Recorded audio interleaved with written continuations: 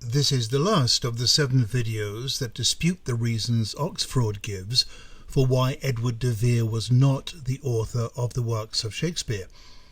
The first 6 were: Shakespeare is not Oxford's pseudonym, Oxford was dead before a third of the works were written, Oxford's candidacy is supported by no evidence, Oxford's writing eliminates him as a candidate, Oxford's education does not give him an advantage, and Oxford's background making his authorship more unlikely, not more probable. Video 7 addresses Oxford having no experience of professional theatre.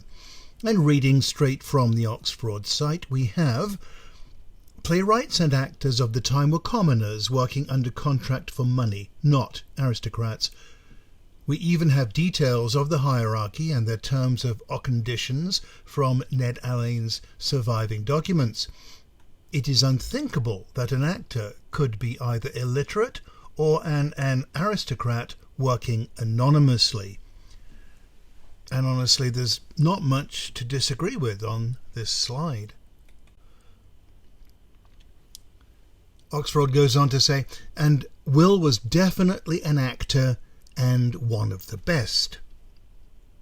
Where's the evidence for that statement? There are 3, and only 3, cast lists bearing the name William Shakespeare that support the claim he was an actor. The first is from 1598, and you see him heading the list of comedians in Every Man Out of His Humour by Ben Jonson.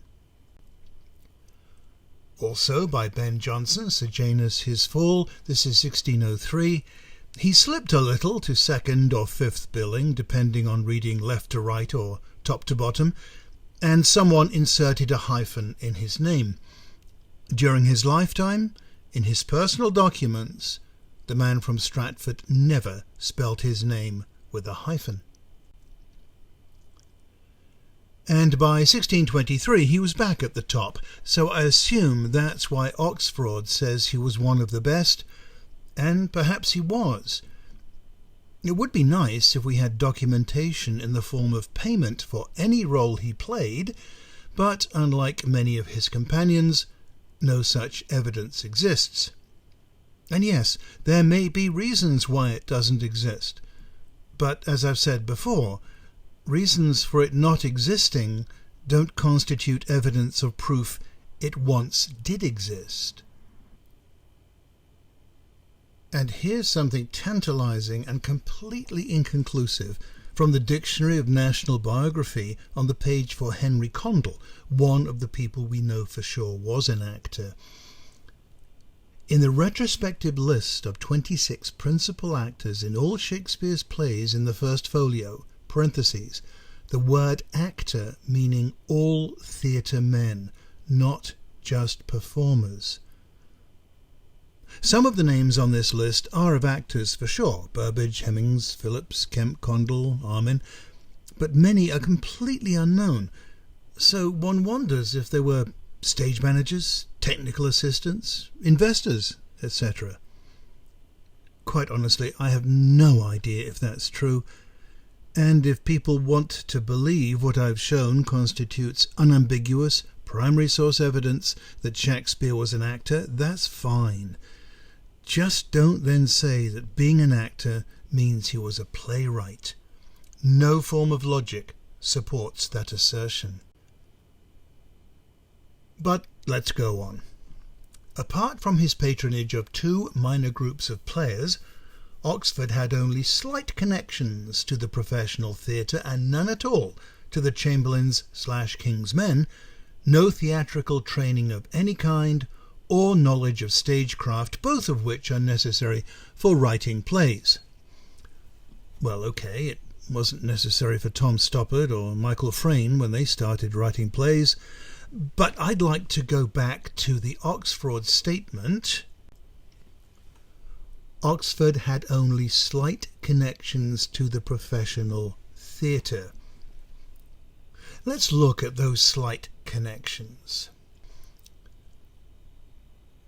What we know of Oxford as a dramatist is the 1589 quote from the Book of English Poesy, Oxford's comedies and interludes deserve the highest prize, and Francis Mears in Polydystamia 1598 lists him first of 17 English playwrights as best for comedy. Of Oxford as an actor, Fulk Greville described him as a passionate actor. Gilbert Talbot and Michel de Castelnau, who was the French ambassador at the time, describe him dancing out of a shipwreck in an extraordinary production at court. Charles Arundel speaks of De Vere teaching him how to speak verse in a way reminiscent of being a director. We have evidence that all these actors worked under the patronage of Edward de Vere. All of de Vere's secretaries, from Nash to Churchyard, were dramatists and/or poets.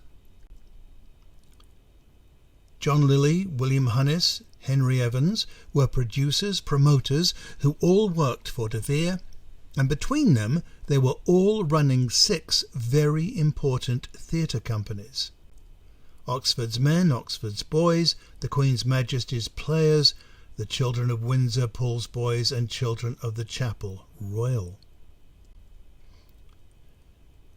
John Lilly was given the lease on the first public indoor theatre, the Blackfriars, by Edward de Vere.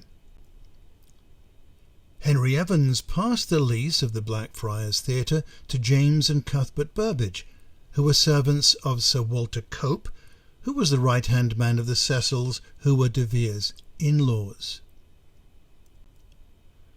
So, when Oxfraud says Oxford had only slight connections to the professional theatre, no theatrical training of any kind, or knowledge of stagecraft, both of which are necessary for writing plays, I beg to disagree.